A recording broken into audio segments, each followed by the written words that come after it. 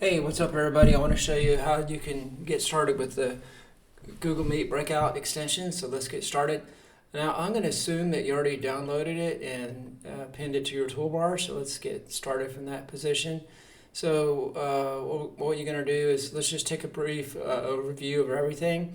So we'll look at the general. The main thing here is to choose what kind of format you want to see the breakout rooms. Most people choose tiles, but if you're on a small screen, you could choose tabs right there.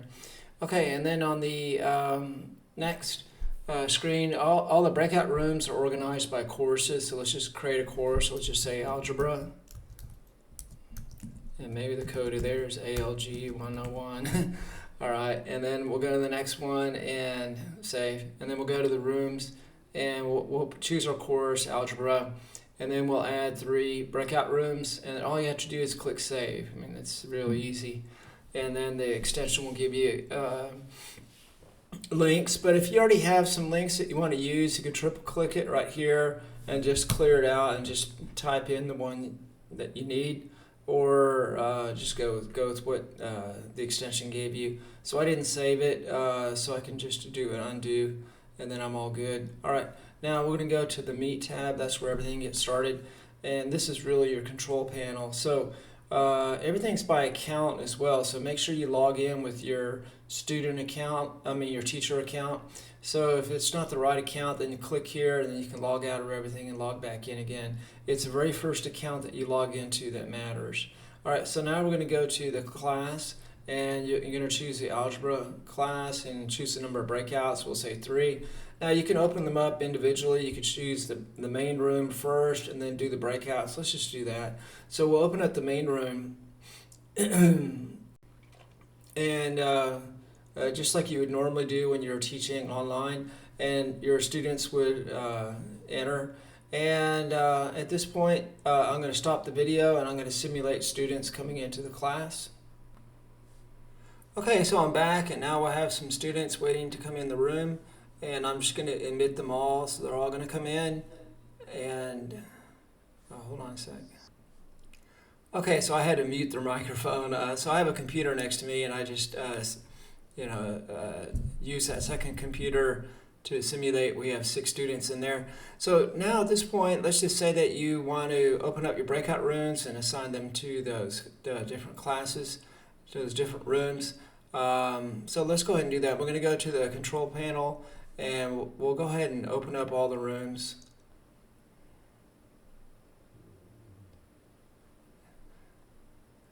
Now you might say, hey, well, why can't I see it sort of tiled across my screen? It's because of the option we chose in the general section, but I'll show you how that works. So we're going to go over here, and we can use the control panel. So we'll move over here to 1, breakout room 1, breakout room 2, breakout room 3, and then we'll go around the horn again back to the main room.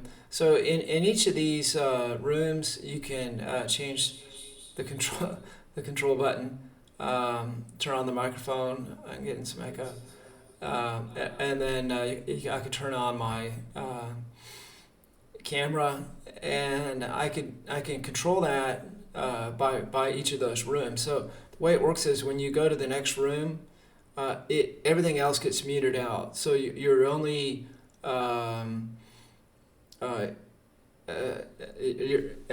you're not speaking into all the different rooms, okay? And so when you're in a particular room, like say room 1, all the other options, all the other audio-visual options on your side are turned off. In other words, your speaker's turned off for all the different breakout rooms. Your microphone's turned off for all the breakout rooms, and your camera is as well. Now you might say, well, what if I want to broadcast to everybody? Well, that's what you can do down here. You can hit broadcast, and that'll broadcast to everybody. Let me show you in the tile mode, because it's a little bit easier to demonstrate what's actually going on. However, the tab mode might be handy for people who have a small computer screen or okay. So let's go take a look at this option here for the breakout room format. We have tabs and tiles. Let's say that, oops, I really want it in the tile format. What do I do? That's fine. So you just click over here for the tiles, and then you can click on this red button here. It says retile or reformat. So just click on that, and you'll see everything just laid out exactly the way you'd want it. Here's another button that'll skinny down the control panel. Okay, so now you can see everything behaving the way you'd expect it. So over here, I turn on my microphone. I'm in Breakout Room 1. All three of those are on. All three of my audio-visual buttons are on. You can see that. Then I'm going to click to the next one. Okay, all those are on and everybody else is off, right? You want that because you don't want to have feedback and clash. So when you're communicating, you want to hear just what's going on in that one class you're monitoring. But the nice thing about this that's actually better than Zoom is that you can see this. You can see all. I could actually hide that. You can see all your breakout rooms in at one time. So in Zoom, you have to go in and out and in and out. And also Google Meet, they have their own version of breakout rooms, but that's the same thing as similar to Zoom. You can go in and out. You have to go in and out to see. But here, it's very similar to how you would teach a class, because in a physical classroom, you'd see all your students, right? So, all right. Now, let me pull back the control panel. So at this point, all the students are still in the main room. We haven't assigned them yet to the breakout rooms, but I just want to show you how this thing works. So we're going to go here. I'm going to turn off my microphone. All right, so we're going to go here, and I'm going to expand the control panel to the full length. So at this point now we're ready to go ahead and assign people to breakouts. So we'll click on this button here. It says ad hoc breakouts as opposed to pre-assigned. So we're going to say ad hoc. You're going to figure this out on the fly.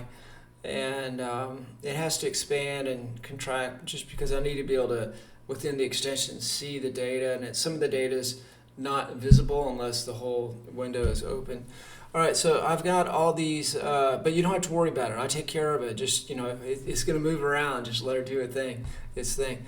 All right, so now on the left-hand side, these are all my students: Andy, Jennifer, Sally, Sam, Tim, and Yvonne.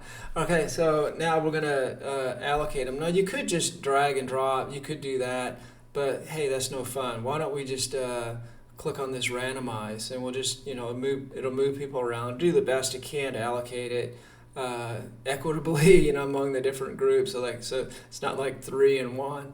All right, but you can get it pretty close. Maybe you just, for fun, variety's sake, figure this out. Just let it try different combinations. If you don't like everything, you can go back. And then let's just randomize. Okay, so, all right, maybe Jennifer and Yvonne, they're just like too good of friends. They're always talking. They're never going to do any work together if you put them in one group. So you gotta separate them. So we'll move Yvonne over here. You just drag and drop, and we'll put Sam over there as Jennifer. Okay, sorry about that. Sorry, Yvonne and Jennifer. Okay, they can have fun after class. All right, so now you've got your groups, and then all you got to do is click on the C at a 1 and a 2. So you say send to the chat. So what it does is it'll take your whatever you chose for your breakout assignments, and it's going to throw it in the chat room. And so you can see that everybody's going to see this message here: breakout room 1, breakout 2, 3, and so on. And then this is the link, and they see the list of the people in their breakout. And then the students will just click on it, all right? But let's click on number 2, which is close. It's going to close everything down to its normal size. And now I'm going to stop the video, and I'm going to simulate the students actually clicking on what they see. This is what the students are going to see. The students are going to see this, and they just click on it, and then away they go. It'll magically take them to that room, okay? So at that point, they'll be actually in 2 rooms. They'll be in the main room as well as the breakout room. It's up to you. You could just kick them out of the main room, or you could just tell them to, exit the main room and only click on this. Up to you. But, you could always mute out the main room. But I think a lot of people just say, just leave the main room, just go here. All right, let me push this back. Or, we could always click on our little fun button here it'll organize it for us. Okay, so now I'm going to stop the video and simulate them actually clicking on those links and going into the different rooms. Okay, so I'm back. I went to the computer next to me and I simulated, I actually had, went through the steps that they would go through, and I clicked on the links. So what you can see right here is, let me hide it. You don't have to close it, just hide it. Okay, what you can see here is in each of these different breakout rooms, they've actually attempted to join. They're waiting to come in. Now, depending on your school's setup of Google Meet, they could automatically come in. But I'm simulating this with incognito mode. So anyway, they don't come in automatically. All right, here we go. So that's that. And then let's get these other people in. Oops. No, this is one I want. Yeah, so they come in, and let's get these other people in.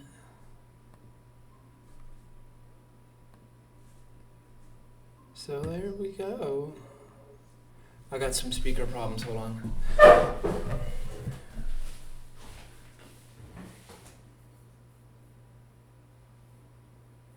see. Hold on.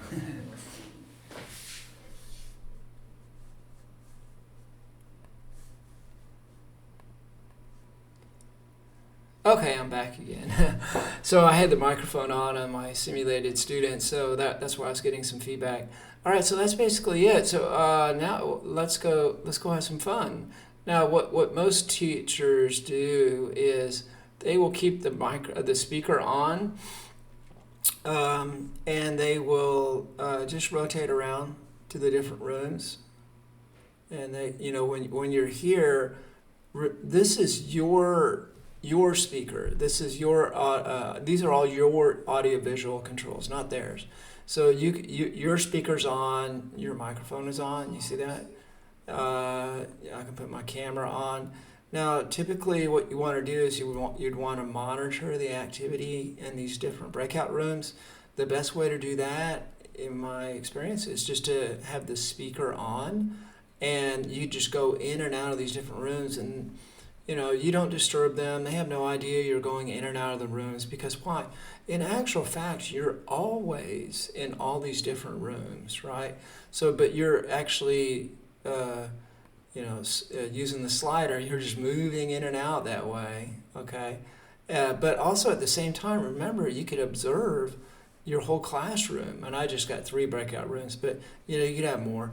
And then you can have, I don't know, like, as many as you want in each of the different breakout rooms. There's no limit there.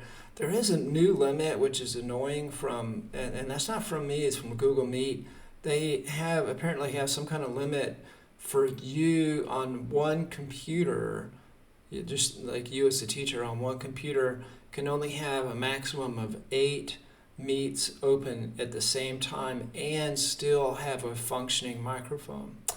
Okay, so that was a new thing. It didn't used to be that way. I don't know why. And I did some research. I just couldn't find any information on it. But it is a real thing. So, all right.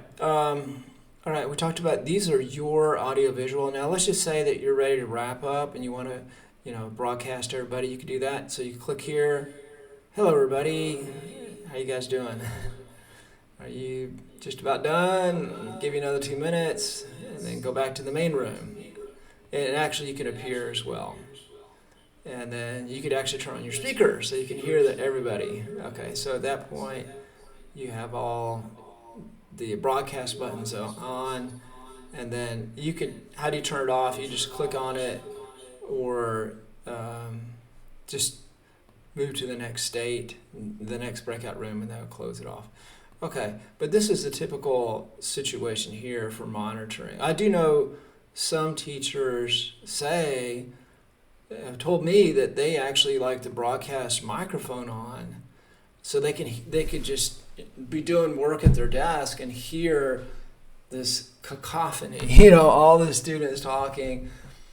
I guess they can sort it out. They know the students' voices, and and all that. But anyway, it's up to you. Have it do it the way you want, and that's basically it. Now, I'm going to show you another video. See, this is actually a lot of work. I had to run back and forth between two computers to simulate this. I know when you first, want to try it out first before you do it live with students. I understand, but I have a new option, and I'll put that in a brand new video. That shows you how you could simulate this so you can practice and get used to it, so you don't fumble around, in real time when you got students like, hey, what's going on with the teacher, right?